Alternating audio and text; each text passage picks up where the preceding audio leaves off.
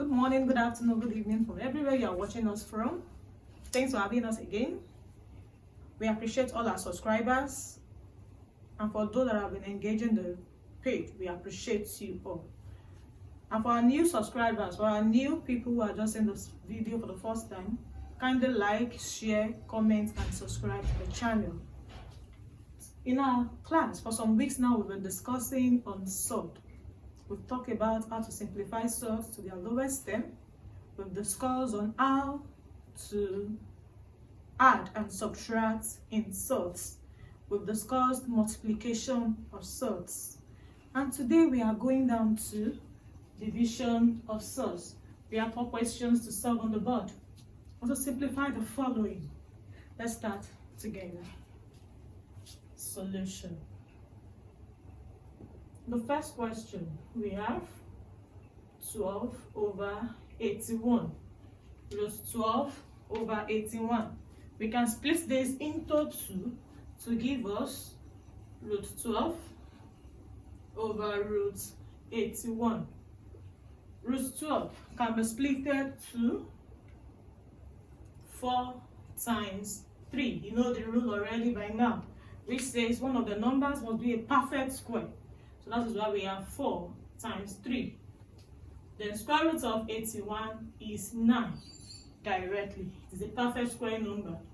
So now by splitting this now, square root of 4 will give us 2 root 3 over 9.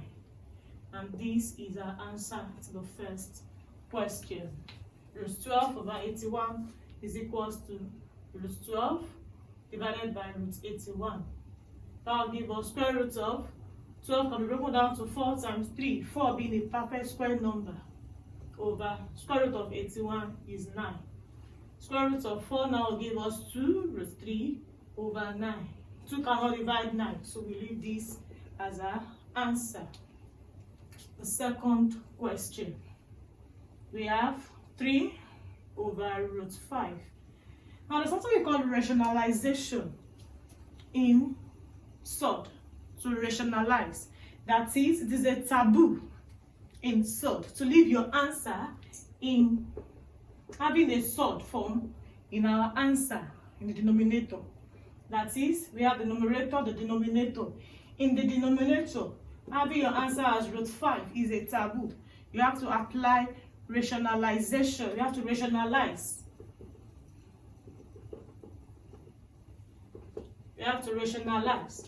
So we have 3 over root 5. How do we rationalize? So I think the question 3 over root 5, multiply both the numerator and the denominator by what you have in the denominator. So over root 5 over root 5.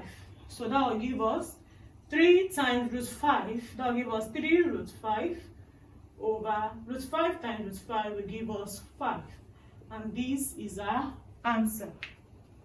We rationalize. When you are rationalizing, you bring the denominator, you multiply with the numerator and the denominator. So that is how we have 3 root 5 over root 5. So we've solved the first and the second question. Let's dive to the third question.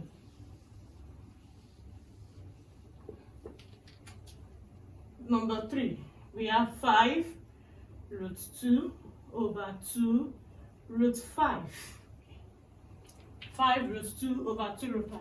Just as I said in the last example, that 2 root 5 is a taboo to have a root in our denominator. So we apply rationalization again, we rationalize.